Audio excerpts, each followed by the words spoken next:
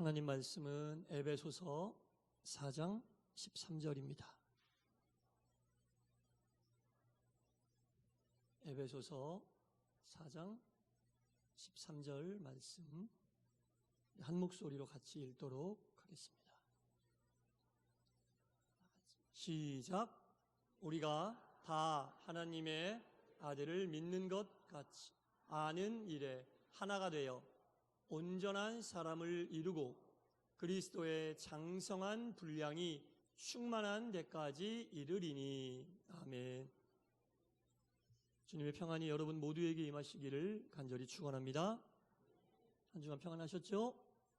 네. 은혜 가운데 신방을 잘 진행하고 있습니다. 끝까지 기도로 동참해 주시기를 부탁드리겠습니다.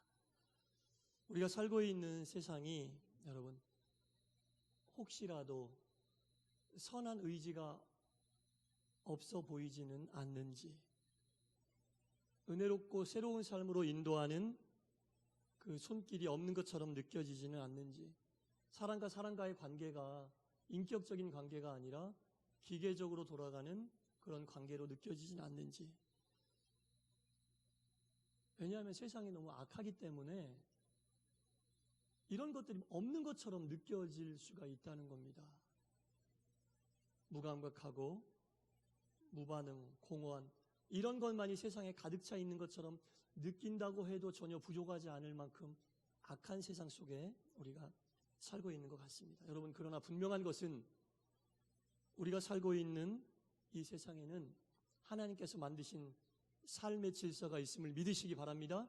아무리 인간의 욕심이 드러나고 아무리 사람들이 자기 마음대로 사는 것 같지만 이 세상에는 반드시 하나님께서 만드신 그 질서가 있고 사람과 사람 사이에는 기계적인 관계가 아닌 인격적인 관계가 있으며 지금 이 순간에도 우리의 삶을 바르게 이끄시는 궁극적인 실체인 하나님이 있음을 믿으시기 바랍니다.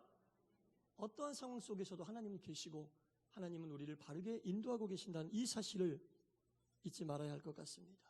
왜냐하면 이 세상은 하나님이 창조하셨기 때문입니다. 세상의 주인은 바로 하나님이시기 때문입니다. 이 순간에도 하나님은 당신의 선하고 아름다운 뜻을 이끌어가고 계신다는 겁니다. 그래서 우리가 아무리 생각할 때 세상이 엉망인 것 같고 인간의 욕심만 드러나는 것 같지만 사실 그 속에도 하나님의 뜻은 다 있는 겁니다.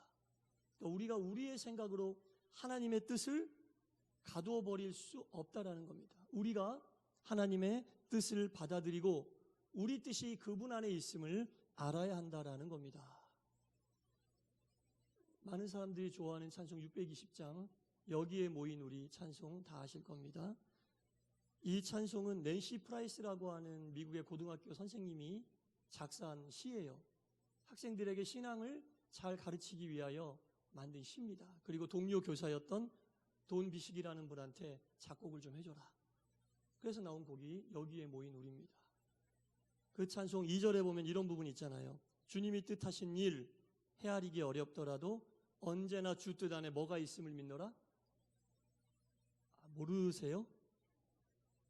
언제나 주 뜻 안에 내가 있음을 믿노라. 주님이 뜻하신 일을 헤아리기 어렵더라도 주님의 뜻 안에 내가 있음을 믿노라. 주님의 뜻 안에 우리가 있는 거지 주님의 뜻을 우리 뜻으로 담아낼 수가 없다는 겁니다. 이해할 수가 없죠.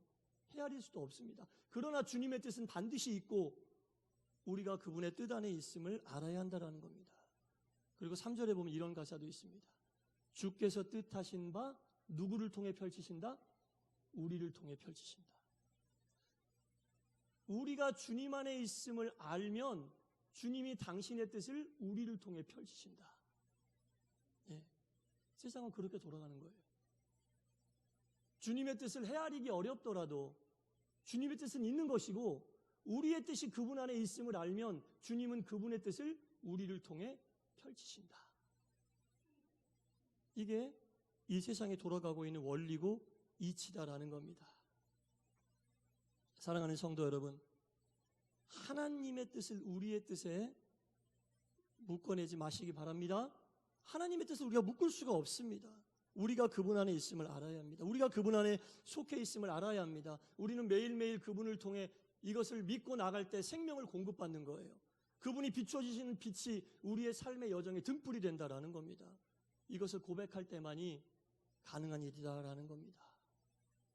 그래서 우리는 이 주님의 뜻이 우리를 통해 이루어진다라고 하는 것을 늘 생각하면서 주님의 뜻이 우리를 통해 이루어질 수 있도록 항상 조율하면서 살아야 돼요. 중요한 얘기입니다.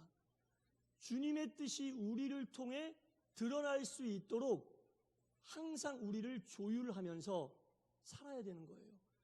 주님의 뜻에 우리를 맞춰가면서 조율하면서 살아야 됩니다. 아주 값비싼 악기가 있고 실력이 좋은 연주자가 있는데 그 악기에 조율이 안 돼 있다. 상상해 보세요. 그 악기에서 나는 소리는 소음이에요. 악기가 아무리 좋으면 뭐합니까? 연주자의 실력이 아무리 뛰어나면 뭐합니까? 악기가 조율이 안 돼 있는 거예요. 그럼 그 소리가 아름다운 소리겠습니까? 소음입니다. 소음.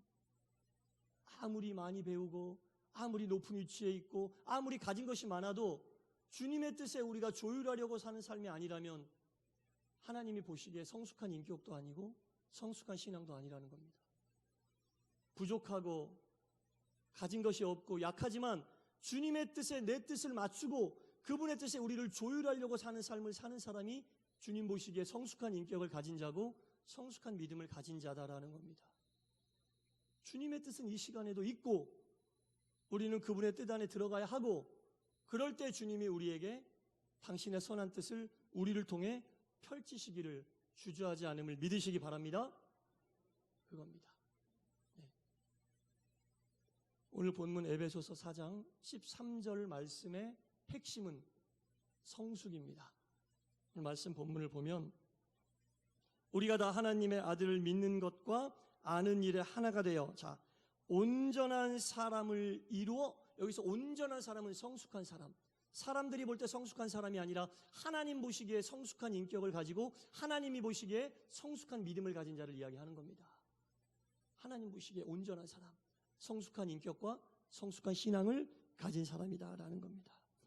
온전한 사람을 이루어 그리스도의 장성한 분량이 충만한 데까지 이르리니 이 온전한 사람을 우리에게 모형으로 보여주신 분이 그리스도의 장성한 분량에까지 우리는 계속 따라가야 되는 거예요.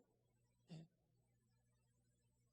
무엇과 무엇을 하면서 주님의 뜻 안에 우리가 있음을 고백하면서 우리를 통해 그분의 뜻이 나타나기를 힘쓰고 애쓰면서 그것을 조율하면서 나갈 때 우리는 온전한 사람이 되고 그리스도의 장성한 분량에까지 이르게 된다. 그 얘기를 하고 있는 거예요. 본문이. 성숙한 인격, 성숙한 신앙이 과연 무엇일까 생각을 해봤는데요. 이런 것 같아요. 성숙한 인격과 성숙한 신앙으로 가는 과정에는 반드시 이것이 있어요. 나에게 친숙한 것과 나에게 낯선 것이 항상 그 대립을 하고 있는데 이 두 개를 조화시킬 수 있는 사람이 성숙한 인격이고 성숙한 신앙을 가진 것이다. 나에게 익숙하고 내가 잘 알고 있는 것들과 나에게 새롭게 주어지는 것들을 잘 조화할 수 있는 이 능력이 있는 사람이 성숙한 인격이고 성숙한 신앙이다. 항상 이 두 가지는 우리 속에 대립을 하고 있습니다. 그런 것 같지 않습니까, 여러분? 네.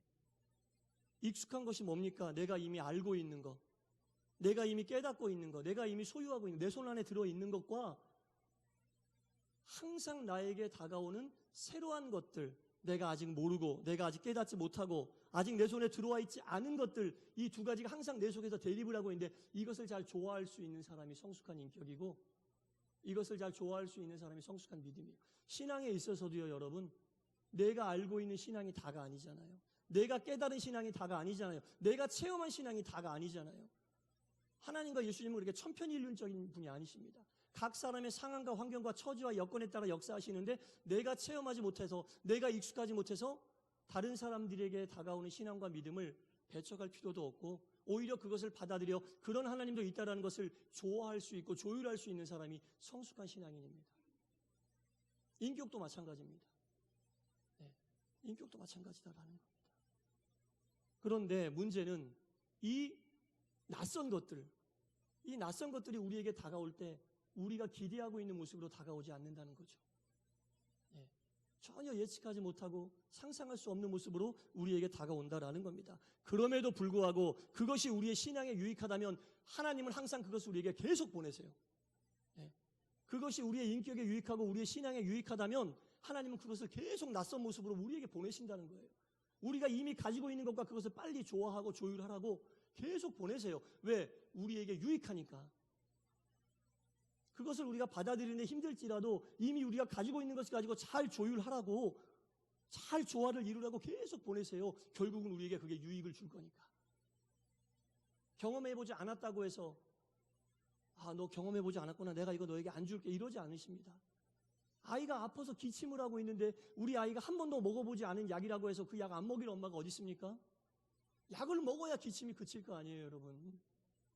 우리의 신앙에 유익이 오고 우리의 믿음과 우리의 인격에 유익이 되면 우리가 경험해보지 못하고 아직 깨닫지 못하고 아직 느끼지 못하고 아직 우리 손에 들어와 있지 않은 것이랄지라도 그게 우리의 인격과 우리의 신앙에 유익이 되면 주님은 계속 보내세요. 우리에게 낯선 모습으로 계속 보내신다는 얘기입니다. 그것을 알면 어떻게 해야 돼요? 배척해야 돼요?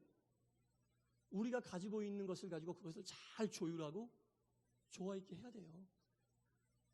이미 가지고 있는 것과 새로 오는 것의 갭을 줄이는 게 우리가 성숙해지는 시간이에요. 그 갭을 줄이는 게 우리가 성숙한 인격과 성숙한 신앙을 갖는 시간이다라는 겁니다. 이 두 가지가 항상 있거든요. 언제나 있습니다. 익숙한 것에만 안주할 필요가 없습니다, 여러분. 낯선 것을 배척하지 않고 그것을 점진적으로 조화시키고 조율해 나가는 것이 하나님이 우리를 향해 당신의 뜻을 보여주시는 것이고 그것이 잘 조화되고 조율되었을 때 하나님의 뜻이 우리를 통해 드러나게 된다는 겁니다. 전인적인 인격과 전인적인 신앙으로 하나님은 우리를 만드시길 원합니다. 한 곳만 바라보고 천편일률로 다른 사람을 품을 수 있고 그렇게 바라시지 한 곳만 바라보고 천편일률로 나가기를 원치 않으십니다. 내 신앙에 갇혀서 다른 것들을 못 보는 그런 신앙인을 만들고 싶어 하지 않으십니다. 틀에 갇혀있는 교회를 원하지 않으십니다. 좋아하고 조율하기를 원하고 계십니다. 그게 주님이 우리를 향한 부르심이고 그게 주님께서 우리에게 주시는 음성임을 반드시 기억하시기 바랍니다. 새벽마다 나와서 주님께 듣는 진지한 부르심이 바로 이 음성입니다. 좋아해라, 조율해라. 나만의 기도 골방에 들어가서 주님이 나에게 들려주시는 세미한 음성이 바로 이겁니다. 좋아해라, 조율해라. 익숙한 것과 새 것을 좋아해라, 조율해라. 너에게 유익이다. 배척하지 말아라. 어색하겠지만 받아들일 것은 받아들여야 너에게 유익이 된다. 평생 네 것만 가지고 어떻게 살겠느냐. 이것이 이루어질 때 우리는 시편 1편 1장에 나오는 늘 시냇가에 심겨진 푸른 나무가 될 수 있는 거예요. 푸른 나무가 뭘 맺습니까? 열매를 맺습니다. 그때 맺혀지는 열매가 영감의 열매고 지혜의 열매고 평안의 열매고 희망의 열매고 기쁨의 열매가 될 수 있다는 겁니다. 이런 열매가 맺혀지는 것이 성숙한 삶이다. 성숙한 인격이다라는 겁니다. 사랑하는 성도 여러분, 오늘 본문에도 나오지만 우리가 이렇게 익숙한 것과 낯선 것을 좋아하고 조율하려고 할 때 우리의 인격의 신앙이 온전한 사람을 이루어 그리스도의 충만한 분량에까지 간다고 했는데 이 모습을 가장 잘 보여주신 분이 바로 우리 예수님이라는 거예요. 이것을 가장 잘 조율하고 조화 있게 하신 모형이 샘플이 바로 우리 예수님이라는 겁니다. 그래서 우리의 성숙은 예수님을 통해 배워가는 겁니다. 성숙한 인격과 성숙한 신앙은 예수님을 통해 배워간다는 겁니다. 예수님은요, 항상 우리와 함께 하시는 익숙한 분이기도 하지만 우리에게 유익이 된다 싶으면 새로운 모습으로 우리에게 다가오시는 분이기도 합니다. 믿으십니까? 늘 똑같은 모습으로만 다가오셨으면 좋겠어요? 익숙하게? 때로는 우리에게 유익이 된다면 새로운 모습으로 다가오신다니까요. 성도 각 사람에게 새로운 모습, 한 번도 경험해보지 못하고 느껴보지 못한 모습으로 우리에게 다가오시고 교회에도 똑같이 작용하십니다. 한 번도 베푸신 적이 없는 은혜를 베푸시기도 하고 겪어보지 못했던 일들을 겪어보기도 하시면서 그게 우리에게 유익이 된다면 익숙한 모습과 새로운 모습을 항상 함께 우리에게 주신다는 겁니다. 그러나 분명한 것은 항상 주님이 주시는 것은 우리에게 유익이 된다는 겁니다. 우리의 유익이 되기 때문에 그걸 주신다라는 거죠. 항상 함께 하시면서도 새로운 예수님, 이분이 우리 속에서 활동하시는 예수님이다라는 겁니다. 그리고 익숙한 것과 새로 주신 것을 잘 조율해라. 조율하는 것이 믿음의 성숙의 길이고 인격의 성숙의 길이다. 세상을 사는 것도 그렇지 않습니까, 여러분? 익숙한 것과 새로운 것이 항상 우리 속에서 조화가 되고 조율이 될 때 은혜로운 결말을 맺지 않겠습니까? 이건 모두 다 적용되는 얘기입니다. 이미 알고 있는 우리 예수님의 모습, 익숙한 예수님의 모습, 친밀한 예수님의 모습도 있지만 새롭게 다가오는 예수님의 모습도 반드시 있음을 기억해야 합니다. 그것을 배척하지 말고 그냥 받아들이시면 됩니다. 그리고 그 두 가지를 잘 조율하고 잘 조화할 때 은혜로운 열매가 맺혀지고, 은혜로운 열매가 맺혀질 때 그 삶이 주님의 뜻을 헤아리기 어렵더라도 그 뜻이 우리를 통해 펼쳐짐을, 우리가 주님의 온전한 도구로 쓰임받음을 체험할 수 있는 길입니다. 바라기는 우리 동산 교회와 동산의 모든 성도님들이 오늘 말씀의 제목처럼 친숙한 것과 낯선 것의 갭을 잘 조율해서 그 간격을 줄이고 성숙한 신앙과 성숙한 인격으로 은혜의 열매를 맺고 하나님께 영광 돌리시기를 주님의 이름으로 간절히 축원합니다. 기도하겠습니다. 하나님, 이미 우리에게 익숙한 것이 있습니다. 친숙한 것이 있습니다. 반면 또한 우리에게 시시때때로 새로운 것, 낯선 것들이 다가섭니다. 이 낯선 것들 중에는 우리의 인격과 우리의 신앙에 유익이 되는 것들이 있습니다. 이것은 모두 주님이 주시는 겁니다. 비록 우리가 익숙하지 않고 친숙하지 않아 어색할지라도 배척하지 않게 하여 주옵소서. 온전한 사람이 된다는 것은 익숙한 것과 낯선 것의 간격을 줄이며 조화하고 그 조화된 것을 통해 주님의 뜻이 드러나고 삶의 열매가 나타나는 삶이야말로 성숙한 신앙이며 성숙한 인격입니다. 아버지 하나님, 주님이 뜻하신 일 헤아리기 어렵더라도 우리를 통해 주님의 뜻이 드러남을 반드시 기억하게 하여 주시고 친숙과 낯선 것에 대한 간격을 계속해서 주려고 하나님께 영광 돌리는 우리 동산교회와 동산의 모든 성도들 되게 하여 주옵소서. 예수님 이름으로 기도드리옵나이다. 아멘.